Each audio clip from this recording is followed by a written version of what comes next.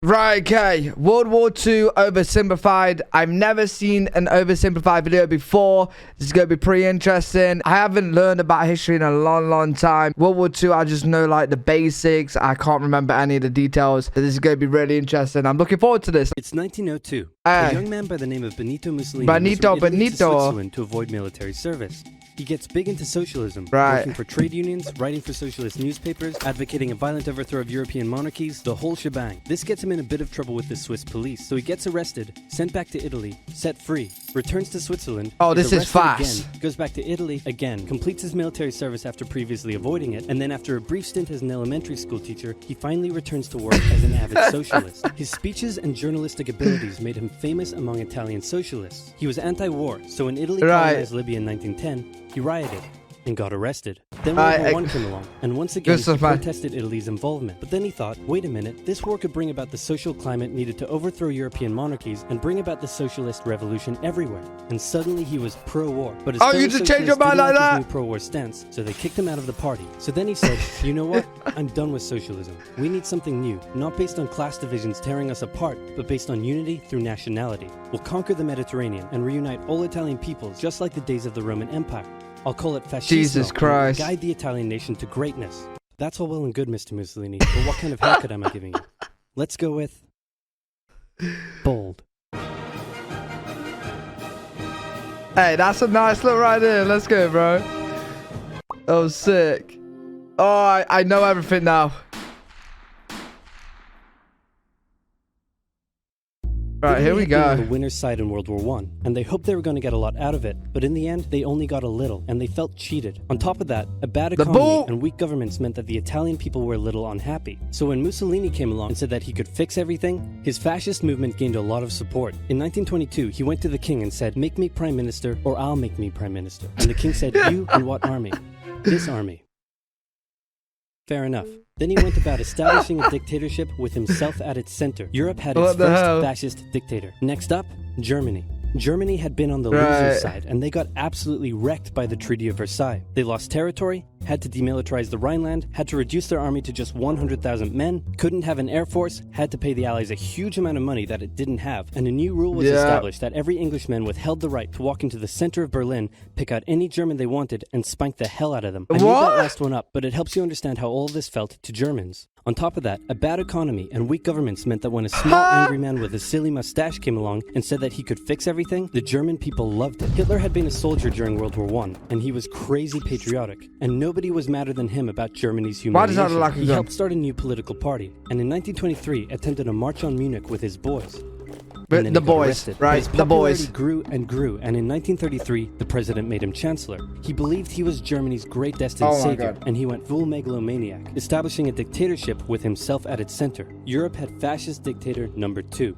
Hitler and Mussolini had a lot of the same ideas, but more importantly, they had the same enemies, and they started to get along. Anyone else want to be friends? Franco? This is so interesting. I do.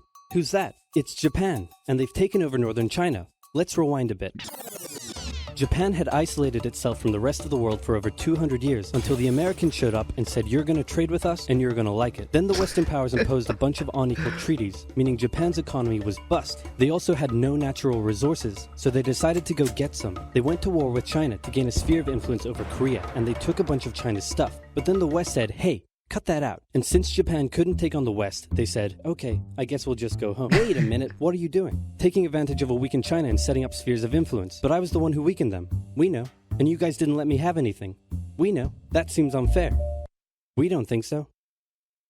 Okay, see ya. So Japan thought, screw this, and went to war with Russia, and stung everyone by actually winning. Then they fully annexed Korea, but they didn't stop there. In World War I, they took Germany's colonies and islands in Asia. And then in an incident that was maybe staged by the Japanese army, a bomb blew up a Japanese train in Manchuria, giving them an excuse to launch an invasion and take over.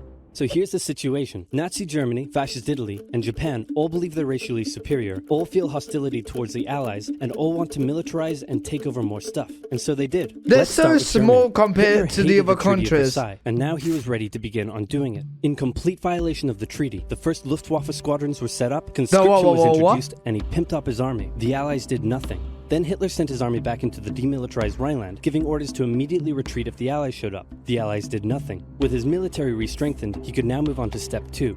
He wanted to rapidly increase the Aryan population, and to do so, he needed Lebensraum. Or in other words, he would have to take over the world. But for now, a good portion of Europe would do, and he began eyeing up his neighbors. The Allies finally started to get worried, so they implemented a fairly useless diplomatic strategy called appeasement, and it went a little something like this. Hitler would say, "I want that thing," and the Allies would say, "You can't have that thing." "Okay, you can have that thing, but no more."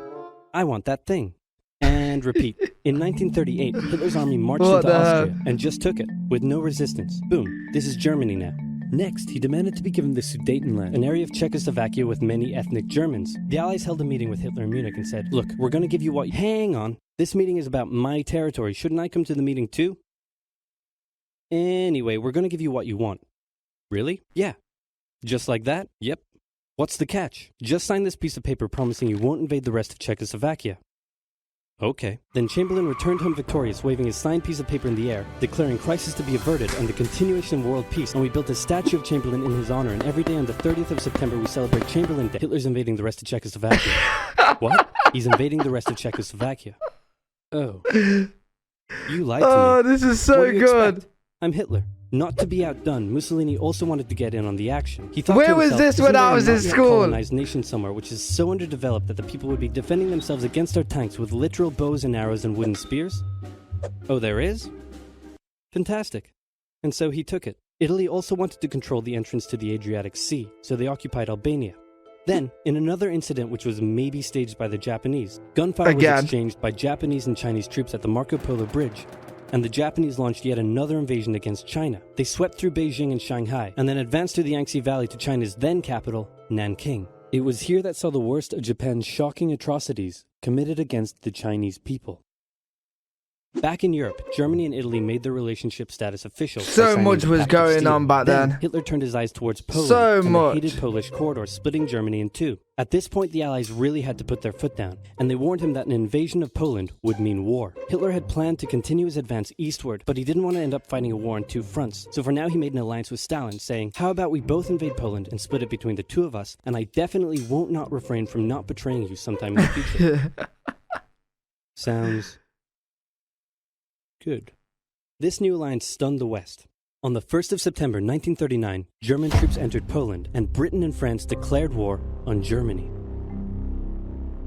The Poles fought hard, but they were no match for the two giants crashing down on them from either side. Then came a period known as the Phony War, where everyone just sort of sat around not doing much.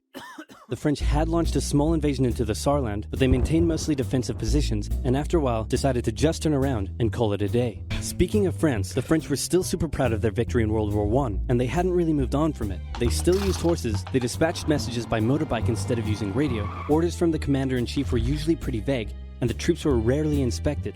They built a line of defenses along their German border, but didn't bother extending it all the way to the Channel, and they wouldn't launch artillery strikes against Germany out of fear of being retaliated against. In a war, they didn't want to attack the enemy. And at first the UK wasn't much better. Chamberlain still naively hoped that the war could be ended diplomatically. Instead of bombing raids, the RAF dropped propaganda leaflets over German cities, which one air marshal said likely did nothing but provide the continent with toilet paper for the duration of the war. They also only sent 200,000 men to France, while the French had mobilized millions. Both Britain and France wanted to avoid a repeat of the First World War, and so they wanted to keep the war as far from home as possible. So they turned their eyes north, towards Norway. Neutral Sweden was exporting iron ore to Germany through neutral Norway, so the Allies asked them if they could please stop exporting iron ore to Germany, but this request was refused. Then, the Soviet Union attacked Finland, so the Allies said, "How about we land troops in Norway and move them across Sweden to go help out your good pal Finland, and along the way maybe take control of all your airfields." But Norway and Sweden still said no. So the UK mined the waters around Norway to force any transport ships into international waters, and they also attacked a German tanker they found in the area. Hitler realized what the Allies were up to, and he quickly moved to secure his supply of iron ore. He launched an invasion through Denmark into Norway. The Allies rushed to land troops at key ports along the coast, but Germany had taken control of Norway's airfield. Bro, this is so interesting. The Allies had to retreat. After this slightly embarrassing failure, Chamberlain resigned and was replaced with Winston Churchill, who had a slightly different approach to dealing with the Germans. Hitler's overall strategy was similar to Germany's First World War strategy. Attack France, defeat France, knocking out the UK in the process, then turn on the Soviet Union and win the war. During the Phony War, the Allies had given Hitler time to prepare his forces. Now, he was ready to attack. The Allies had wanted to place troops in Belgium, but Belgium had refused, and in a move that surprised pretty much no one, Hitler launched an invasion to get around France's defenses. The Allies charged into Belgium at full speed to meet the German invasion head-on, and it looked like a repeat of the First World War was coming. But this time, Hitler had a trick up his sleeve. blitzkrieg. As the Germans advanced, they sent thousands of refugees westward, slowing down the Allies. Then, to the south, the French had left the Ardennes, an area full of hills and forests, pretty underdefended because they thought it was naturally impenetrable. Well, the Germans were about to penetrate it with everything they had. They smashed 50 Wehrmacht divisions through and encircled the Allied armies at lightning speed. The best of the Allied forces were now trapped. The German... Oh, I have to pause it here because this is like the famous backing corner with Germany. Wait, I can't remember what happens next. These are part 2, and I don't think we're going to get to it, unfortunately, in this video, but Germany backed France and England, Great Britain into this corner right here, and then just something crazy happens, right? I'm sure. It's been so long since I had a history class, and honestly, I've not refreshed my memory of other than this video in years.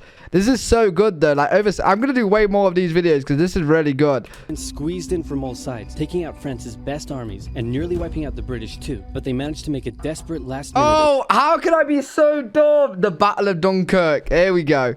Here we go. Escape at Dunkirk, with British civilian ships even making the perilous journey to bring their young men home. With most of the French forces depleted, the Germans breezed through. Oh, have I got it wrong? Oh, they just gone? Maybe that was a different war. Maybe the Battle of Dunkirk was a different war. I don't know. I'm tripping out now. Hey, comment down below if I'm tripping out what's going on there, because I'm sure Germany backed them up into Dunkirk and then they fought them off somehow, right? I don't know. I'm losing my mind right now. This is good though. This is a really good video. Taking Paris and France fell. What the Germans couldn't do in World War I, Hitler had done just like that. Hitler hoped that with the fall of France, the UK would also lose hope and sue for peace. But quite annoyingly, it didn't, and he needed to secure the Western Front, so he tried to force them into submission with mind games. The UK were now all alone, and Hitler wanted to emphasize that. First of all, just before France I never fell, knew Italy finally this. declared war on the Allies, making the UK's situation even worse. Next, instead of just occupying all of France, Hitler occupied the coastal areas for defense, but allowed France to continue its existence as a German puppet state. This way, it looked like the UK's old ally had decided to switch sides. Hitler also hoped that the UK wouldn't attack any of her old allies' navy bases or colonies in Africa, giving Hitler an extra line of defense to the south. But the UK made sure to respond to this by sailing down to France's navy base in Algeria and wrecking a bunch of ships. So have at it. Hitler then began laying down plans for an invasion of Great Britain. Before German troops could land on British soil, he would first need air and naval superiority across the Channel. Waves of German bombers came, while the completely outnumbered RAF worked bravely around the clock in an attempt to quell the German attacks. At first, the Luftwaffe targeted British ports and coastal facilities. Then it attacked RAF bases, crippling the RAF's ability to defend the nation. And it looked like Hitler's Great British invasion was coming. But then, Churchill ordered a small, pretty insignificant bombing raid over Berlin. It didn't do much damage, but Hitler was furious, and he immediately ordered the Luftwaffe to refocus its attacks on civilian targets in London. Children were sent off to the countryside away from their parents to avoid danger, and frequent trips to air raid shelters became a daily occurrence. But British morale held firm. Smiling, knitting, lounging casually, these people have balls of steel. This refocusing on London also gave the RAF breathing space to reorganize, so Hitler kind of shot himself in the foot there. Just the foot for now. Finally, the Luftwaffe sent one massive all-out attack on London, and the RAF successfully repelled it, destroying many of the German aircraft and placing air superiority firmly in British hands. Hitler's invasion had to be postponed, but the bombing of British cities continued for some time. Mad. Alright, I'm definitely going into World War II, so that will definitely be on the channel by the time you're watching this, because I do upload daily. But that was such a good video. Oh my god, the amount of stuff that I did not know about World War II, or that I forgot, bro. That's crazy. This is actually a really good video. I'm definitely going into part 2 right now. So if you guys want to join me for part 2, that'll be on my channel somewhere. Just look for the video after this video. Hopefully you guys did enjoy. Make sure you do thumbs up if you did like it, and subscribe for more content.